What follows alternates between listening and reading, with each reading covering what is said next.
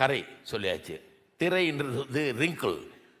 ரிங்கிள்னா சுருக்கம். வயசாகும்போது கொழுப்பெல்லாம் கரைஞ்சு மடிப்பாக வருது இல்லையா? அதைத்தான் ரிங்கிள்னு சொல்கிறோம். இங்கிலீஷில் அப்படி தான் டிரான்ஸ்லேட் பண்ணியிருக்கிறாங்க. சரீரம் பழசாகிட்டு இருக்குது, வயசாகிட்டு இருக்கிறது, அல்லது கவலை பாரத்தால் நிறைஞ்சிருக்கிறது, இப்படி பல பிரச்சனைகள்னால சரீரத்தில் ஒரு மாற்றம் ஏற்படுகிறது வெளியே. ஏன்னா உள்ள சில மாற்றங்கள் உண்டு, வயசாகுது அல்லது ஏதாவது பிரச்சனைகள் இருக்குது, இதன் மூலமாக தான் சுருக்கங்கள் ஏற்படுகிறது. ஆனால் நம்ம கொண்டு போய் தமக்கு முன்பாக ஒரு நாள் நிறுத்த போகிறார். அப்போது எந்த சுருக்கமும் இருக்காதான். அதை ஒரு காட்சியாக கண்டு சங்கீதக்காரன் விவரிக்கிறான். 110வது சங்கீதம் 3வது வசனம்.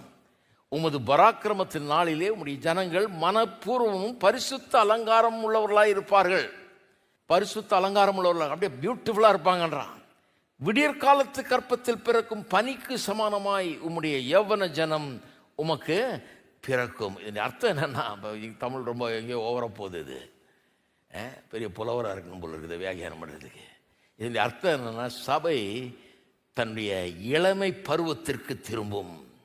சபை பாருங்கள், பல நேரங்களில் இந்த பூமியில் இருக்கும்போது வலுவிழந்து விடுகிறது. அதுக்குள்ளே சில கோளாறுகள் வந்துடுது.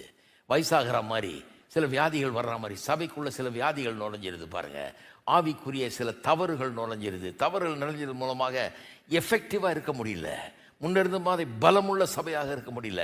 அநேகரை கவருகிற சபையாக இருக்க முடியல, இழுக்கிற சபையாக இருக்க முடியல.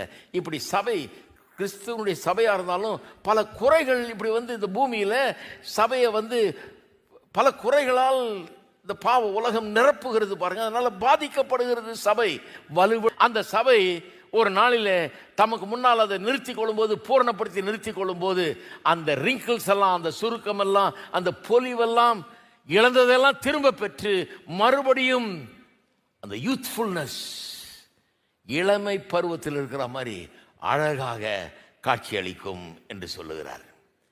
எப்படி? இதுக்கு ஒரு பிரமாதமான பியூட்டி பார்லர் இருக்குது, பியூட்டி ஸ்பெஷலிஸ்ட் இருக்கிறார். அவருடைய வேலை தான் இது. சபை என்கிற பியூட்டி பார்லரில் பெஸ்ட் பியூட்டிஷியன் இருக்கிறார். கர்த்தர் மிகச்சிறந்த பியூட்டிஷியன். அவர் என்ன பண்ணுறாரு, நம்மளை எடுத்து நமக்கு இருக்கிற கரை இதரையெல்லாம் போக்கி, தேய்க்க வேண்டியதெல்லாம் தேய்ச்சி, பூச வேண்டியதெல்லாம் பூசி, இதை டெம்பரரியாக பூசுறது இல்லை, இன்றைக்கி இருந்து நாளைக்கு மறையிறது இல்லை. அவர் தமக்கு முன்னால் நம்ம நிறுத்தி கொள்ளும் போது பூரண பொலிவுடன் இளமையுடன் அழகாக நாம் இருப்போம். அது மாறுவதே கிடையாது. நித்தியமாக அப்படி இருப்போம். நித்தியமாக அப்படி இருப்போம் என்று வேதவசனம் நமக்கு போதிக்கிறது.